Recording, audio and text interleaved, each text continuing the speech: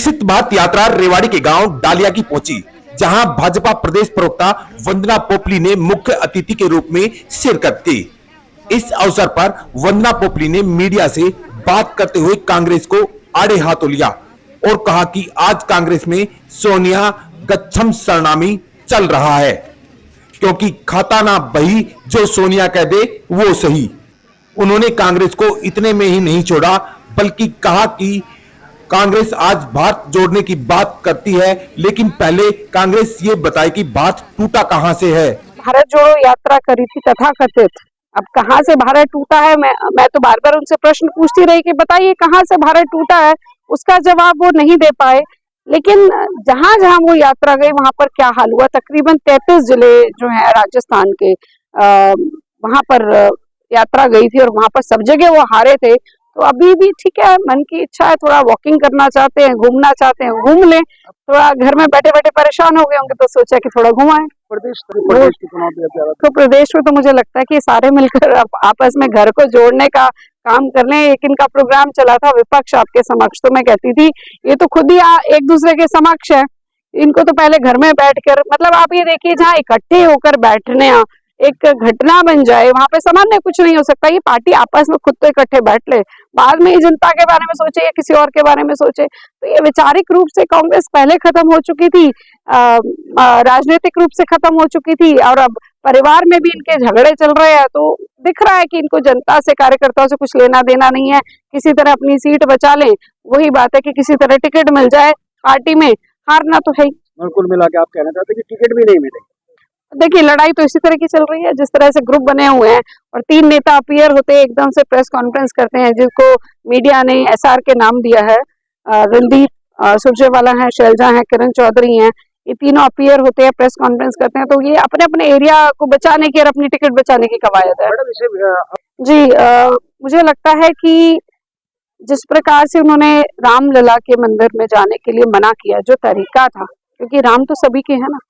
आप देखिए कि कल भी दीपेंद्र हुड्डा यहाँ से गए, अयोध्या में गए, कहने को सरयू नदी में स्नान किया, लेकिन झंडा साथ में लेकर जा रहे हैं कांग्रेस का। आपने जब भी राम का काज था तो किसी भी व्यक्ति को नहीं देखा होगा कि उन्होंने भाजपा का झंडा हाथ में लिया होगा।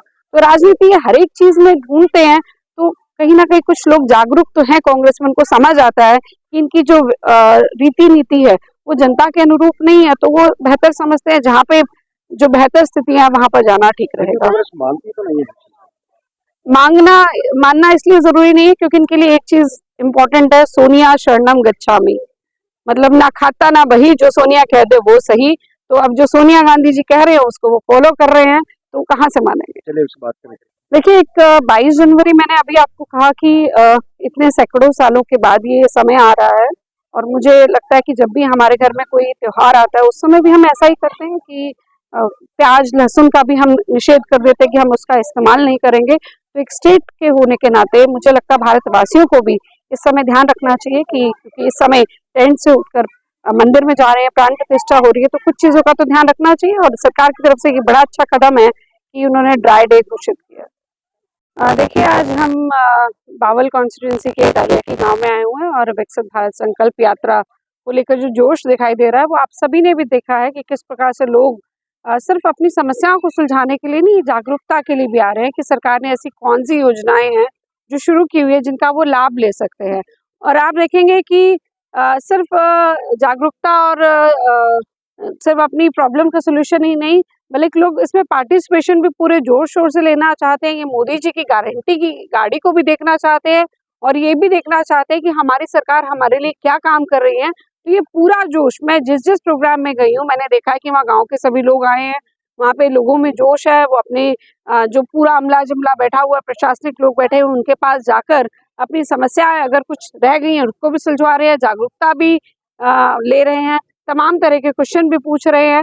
और मुझे लगता है प्रशासन की तरफ से भी ये थोड़ा सा स्ट्रिक्टनेस उनकी तरफ से भी ज़्यादा है कि सभी लोग यहाँ पर पहुँचे और इमीडिएटली रिस्पॉन्ड करें। तो ये पूरा जो जोश है वो लोगों में दिखाई दे रहा है। देश के कि शायद 2014 से पहले हम सोचते नहीं थे कि कभी हम भी विकसित राष्ट्रों में आ सकते हैं। हम ये दूसरे देशों को देख के समझ लेते थे कि वहाँ पर कितनी सफाई है, वहाँ पर कितना अनुशासन है, किस प्रकार से चीज़ें हैं। लेकिन विकसित होना हमारे व्यवहार में भी होना चाहिए और ये प्रधानमंत्री मोदी जी ने क्लियरली कहा है कि हमारा व्यवहार भी बदलना चाहिए। और मैं ये मानती हूँ कि प्रधानमंत्री मोदी जी ने जब भी कोई आह्वान किया है देश की जनता को, उन्होंने रिस्पॉन्ड किया है। चाहे स्वच्छता अभियान की बात कर लीजिए, कोरोना के समय में दीपक जलाने की बात कर लीजिए, थाली बजाने की बात कर लीजिए, उन्होंने रिस्पॉन्ड किया है, क्योंकि वो मानते हैं कि प्रधानमंत्री मोदी जी ने जिस प्रकार से हमारे भारत को आगे बढ़ाया है, हमारे लिए जो वो काम कर रहे हैं, वो आज तक कोई ऐसा नेता काम नहीं कर पाया। तो वो रिस्पॉन्ड कर रहे हैं और विकसित बनाने के लिए हमारे बिहेवियर में भी चेंजेस चाहिए। और आप ये देखिए कि जिस प्रकार से पोर्टल पे काम हो रहे हैं, हम अपने मोबाइल से काम कर सकते हैं। कभी हम सोच नहीं सकते थे कि हमारे को बिजली का बिल भरना है तो लाइन में लगने की बजाय मोबाइल खोलिए और अपना काम कर लीजिए। तो ये पहली बार हुआ है कि हमें सभी काम जो है हम ऑनलाइन कर पा रहे हैं, मोबाइल में कर पा रहे हैं, और फिर भी कहीं पर कोई कमी लग रही है तो उसके लिए ये जो गाड़ी है वो हर एक गाँव में, हर एक एरिया में जा रही है। मैडम देखिए, वो राष्ट्र जो कभी हमारे पे रूल करता था, मैं यहाँ पर इंग्लैंड की बात कर रही हूँ, ग्रेट ब्रिटेन की बात कर रही हूँ, हमने उसको पीछे छोड़ दिया। अर्थव्यवस्था के मामले में हम 5वें नंबर पर आ चुके हैं और प्रधानमंत्री मोदी जी कहते हैं कि हम 3रे नंबर पर आएंगे। तो ये विश्वास जो ऐसा नहीं कि वो हवा में बात करते हैं, अगर वो कोई बात करते हैं उसके पीछे कोई कारण भी होता है।